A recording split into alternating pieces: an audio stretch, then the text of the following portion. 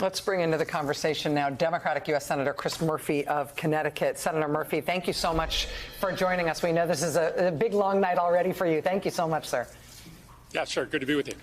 So we've been talking tonight about a remarkable moment, a sort of a crescendo that happened right in the middle of the president's speech, in which Republicans seem to be sort of heckling, taunting, booing, screaming at him. And in Garrett Hake's words, our reporter who was there in the room where you were, he described it as the president essentially responding with a rope-a-dope in which he ended up engaging, doing a kind of call and response with his would-be hecklers and getting them in the end to endorse unanimously the idea of not cutting Social Security or Medicare, sort of committing to it on the stage.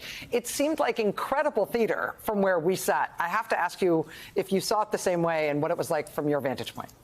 Well, that is a wonderfully optimistic take on what happened this evening. The idea that we suddenly forced a conversion of Republicans on the question of protecting Social Security and Medicare. I don't think that's actually what occurred in that chamber, because I know I've watched Republicans for a decade trip over themselves to propose new ways to cut Social Security and Medicare. Just last Congress, 160 members of the House proposed raising the retirement age for Social Security to 70. Rick Scott, one of the most influential Republicans in the Senate, who led the Senate Campaign Committee, wants to sunset Social Security and Medicare after 5 years.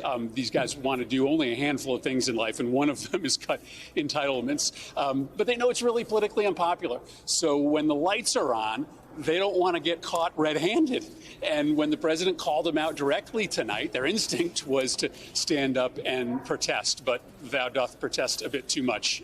They've been after Social Security and Medicare for a long time. There is no doubt that is going to be on the table as part of their price to raise the debt ceiling. And I thought the president was smart to, at the very least, if he wasn't going to get some agreement in the room, to make clear to the American public where they stand.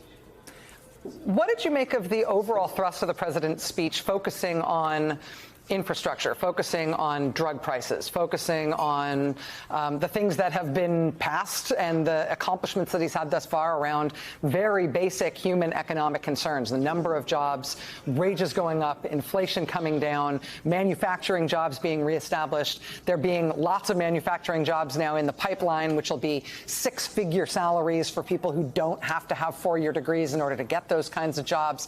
I mean, the president, my colleague Chris Hayes here, was talking about the fact that a lot of stuff that's real hot button, very important political stuff got squished down so that those things could really be the great bulk of what the president talked about tonight. What did you make of that?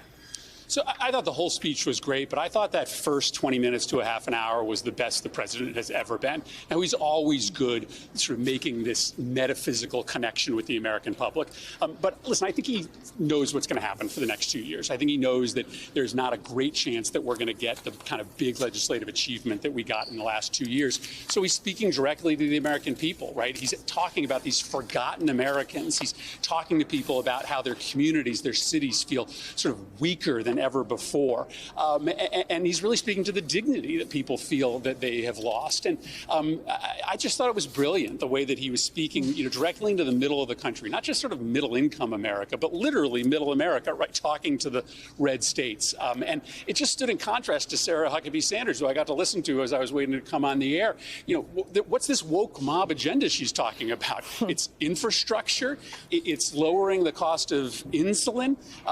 It just doesn't make sense to Americans that that's an extreme agenda. So you put her sort of dystopian hellscape vision of America next to the first half an hour of that speech, which just seems so rational and so thoughtful and so apolitical, that I think it's a wonderful advertisement for the kind of leadership that President Biden is bringing. Senator Murphy, it's Lawrence O'Donnell. I wanted to ask you about a section of the speech that we haven't seen before in a Democratic State of the Union, and that is going into this kind of microeconomic kitchen table detail about credit card interest rates and resort fees being thrown on to your hotel room when you go to some place with your kids, airlines charging you extra money just to try to sit with your kids together on a plane. This was going as micro as I've seen a Democratic president go. How do you think that's playing in Connecticut? Listen, I think to the point you were making earlier, the Republicans talk in these sort of overly politicized terms, CRT, woke mobs. The president's using terminology that everybody understands, right? Ticketmaster sucks. And it just speaks to people. But it's micro politics, but it speaks to a broader theme, right? Which is folks just don't feel like they have control any longer. Their lives have become more complicated and more loaded up with hassle than ever before. And they want the government to just help simplify their lives a little bit, right? Protect my kids when they go online. Make sure I don't get gouged when I'm buying a plane ticket to go see my ailing grandmother. And so, yeah, he's talking about really sort of specific issues that people face, but he's speaking to this broad imbalance that people feel between the power that these companies and corporations have and the power that they feel they should have. Democratic Senator Chris Murphy of Connecticut. Sir, it's really great to have you with us tonight. I know, as I said, it's been a long night already. Thank you very much. Thank you. All right. It's been a weird night. The State of the Union by President Biden was not your typical State of the Union. It did not go the way any of us expected it to go, myself especially included in that. I would also say that the Republican response, the dystopian hellscape, as Senator Murphy put it, also maybe not what we were all expecting, but it just means there's so much more to talk about. We'll be right back right after this. Stay with us.